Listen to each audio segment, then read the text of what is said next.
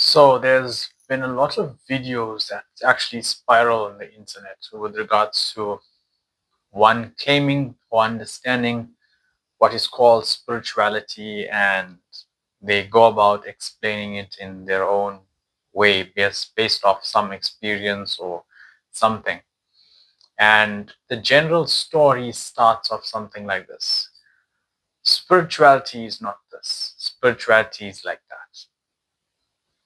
And you get some of the people that think they can explain the non-duality side of spirituality, which is kind of a futile act. So I'm going to be diving into, if one wants to grow on the spiritual path, if one wants to know what spirituality is. Spirituality in today's world is known as something that is either maybe doing something on the external level, maybe meditation, doing yoga, or maybe doing a mantra chant, or doing something in terms of the classical religious types of acts.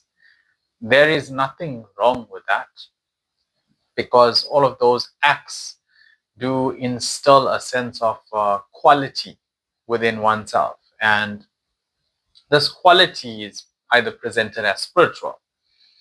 Then you get the other side of it, which is saying that that is not spiritual, and this is what spirituality is. Spirituality is not something that can be defined. What I mean by cannot be defined: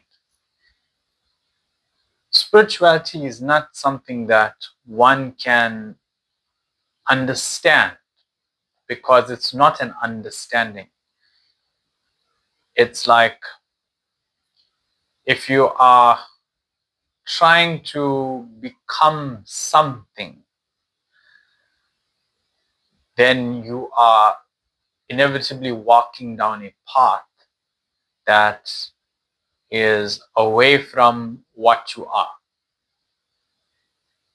So it's like, for instance, a funny example: a banana wants to know it's a banana, you see. So there have been these tools and techniques that have been developed, um, that have had a success rate in the past, and people use that and they experience themselves as a banana. What I am saying is, if you want to know what spirituality is, one, and this is very difficult for one to actually start from this point, but I'm still going to go ahead, because this channel is mostly for people who want to sort of take this sense of seeking very seriously. You don't have to take it seriously. There's no need to take it seriously. But this is for one that is trying on the spiritual path really hard.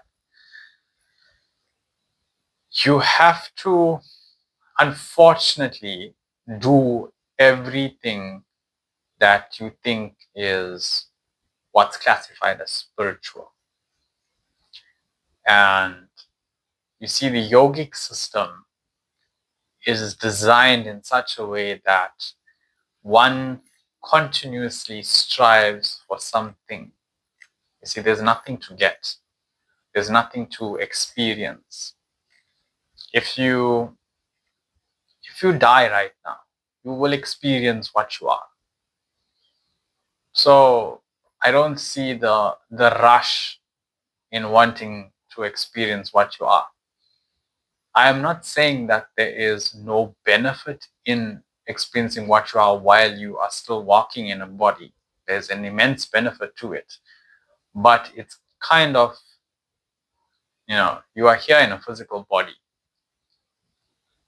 You've been given a chance to experience this life in a limited sense. But we live our whole life trying to go beyond the limit. You see, that is where the the irony actually lies on the spiritual path that one actually pursues. One may actually take up the path because they want to be free from suffering. That's the big one.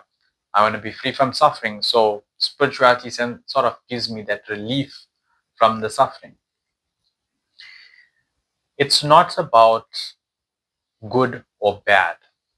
It's not that because I like this must be spiritual. And if something bad happens, then that is not spirituality. See, both pleasure and both pain are the same thing. It's just that you prefer one and you enjoy one because it's pleasant, and the other one you sort of reject it and refrain from doing anything that will result in what you're calling as a negative experience. The problem is with one, it's not actually a problem. When I'm saying it's a problem, I'm saying this is a self-created thing that one actually does. That's what I mean. There's no wrong or right way of walking on a spiritual path. When one actually does a self-starting of the problem in one's life and the suffering, what actually happens is they tend to be so absorbed in that they hold onto so much that is not they're not able to see beyond that point of time. So I'll give you an example. Say, for instance, if you went through any traumatic event that happened in your life, and because of this trauma that you've experienced on this such an immense level, you probably thought at one point, there's no way out of this. I am stuck here, right? You can't see what's called the light on the other side of it.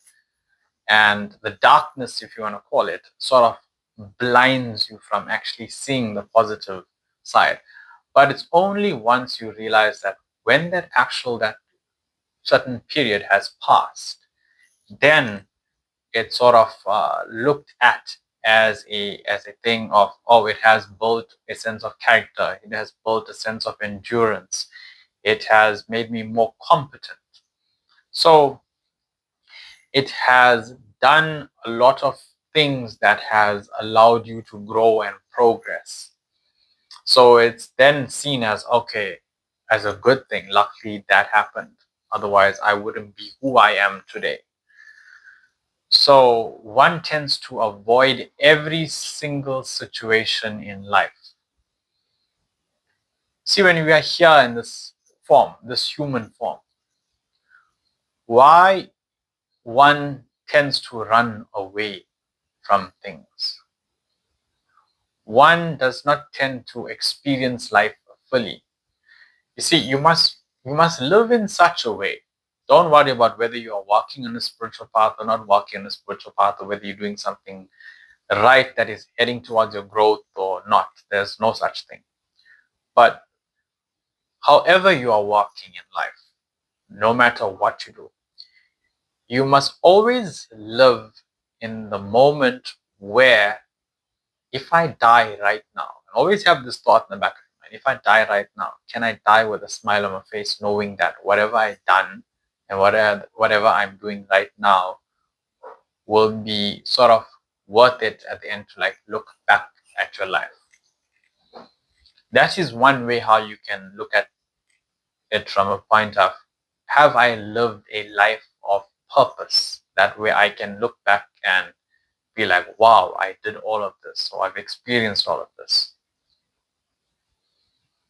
Don't get so caught up in trying to find truth and all of this stuff. Because the more one tends to seek for these kinds of things, of what's the right thing to do, what's the wrong thing to do. Yes, there's morals, there's laws, there's regulations that you have to apply to, and in order for your survival processes, that's a different thing. But whatever you do, no matter what it is, always make sure that you live fully in that. You do things to the extreme. You don't hold yourself back from anything, because when you have a rich variety of experience on this planet, like a rich, deep rooted experience of life, then your life sort of feels fulfilled. Because the thing about the spiritual path is, one tends to sort of try and be too caught up in the mental space up here in the head.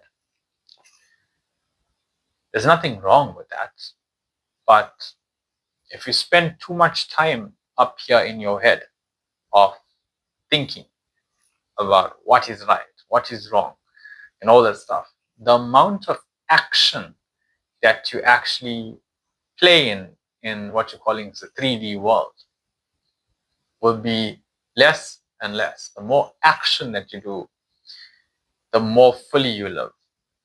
So one may be questioning, what about karma, right? Because the more action that you do, the more karma that you get. There is a fear of people gathering karma because they might come back again. The truth is, this is your last life. If you're watching this video, this is your last life. There's no, I'll tell you the truth. There is no, you're not coming back. When you die here, and that's about it. So live it fully. Don't worry about your karma, because karma is a very deep, very deep topic to dive into. To understand karma takes something else. It's not something that you can go and watch a YouTube video on, or watch a 1 hour video about it, or read scriptures and find out everything about karma. It will just give you a borderline understanding of it. The reason why I say this is because, you see, there's one way of looking at it. I'm just going to touch on it, but I think it's all nonsense, but I'll go at it anyways. You see, the more that you try to understand karma, and the more that you try to avoid creating karma, the paradox is you end up creating more. So that's why I say, don't worry about this thing called karma. Karma is, there's one way which I'll give you of how to become free of karma, whatever your understanding of karma is.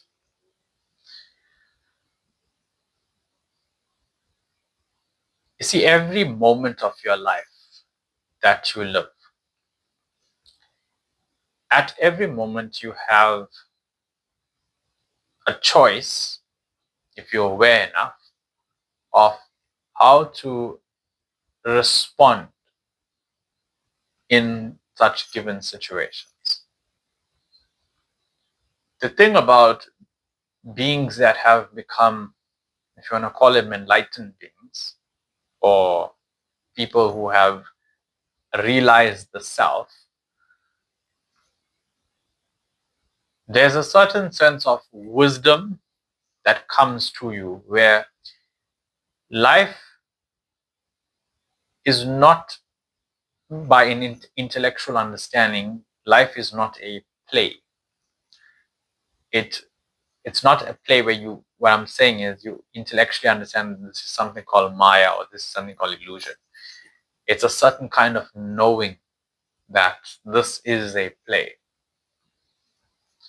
And that itself is very dangerous for a person that has not done the necessary, if you want to call it, went through the necessary process of conscious evolution to have that or to touch that state where that wisdom settles in as truth, not an intellectual thing or something you hear from someone or you believe it. It becomes the absolute truth. You see, truth can change. If I take a pen and I leave it on a table, for the next 10,000 years, that pen would most likely not be there on that table. So it changed. So, but at the time when left it, maybe the next day, the truth was the pen was still there on the table. But the absolute truth is something that is, it never changes. It's permanent. So when I'm saying about absolute truth, I'm talking about a truth that comes in where there's no doubt. You cannot doubt it. It always was and always will be, and it will never change. So the fact that I am speaking about this and you as a listener is receiving that, you cannot, this would not apply to you unless you have worked and you've done the necessary sadhana or spiritual practices for that to actually come in. So what is the difference, you may say, if one who has realized it and one who's actually saying it? Because the only difference is one has actually, just had that realization, and one has not had that realization. But it still stays true for both beings, right? From a dualistic point of view, it still stays same for both beings. But from a non-dualistic point of view, the both beings, there's no difference between them. They're the same. They're one. So the reason why I say this is because that awareness of what I am talking about, if I give it to you, any moment of your life that's a tragic moment, that awareness, you will definitely lose it. It will never be permanent. I'm talking about a permanent awareness that doesn't leave you. And it's not something that you do, it's something that's always there. So that is something very difficult. You see, the reason why they've given it in scriptures and stuff is so that if one who has not lived and not done the necessary work to reach what is called enlightenment, there's no such thing, but what is done to reach that person becomes established in that truth. That's the difference. So whatever he goes through, it's very easy. You get another type of if you want to call it a person who has touched these states, have touched his high states, but sort of came down from that states. That person which is in that transitory state, so they have experienced the truth, they have experienced the permanent absolute truth, but they constantly will lose the awareness. So they will lose it and they will come back. They will lose it and come back. So you might be asking, how is that possible? So what actually happens is it works like this. So if you are like this on the spiritual path, you touch a high state, you experience truth, and if you have not touched the peak of consciousness, you come back down. And then suffering pushes you up again, and then you come back down. Pushes you up again, higher, come back down. Higher, come back down. So it keeps on going up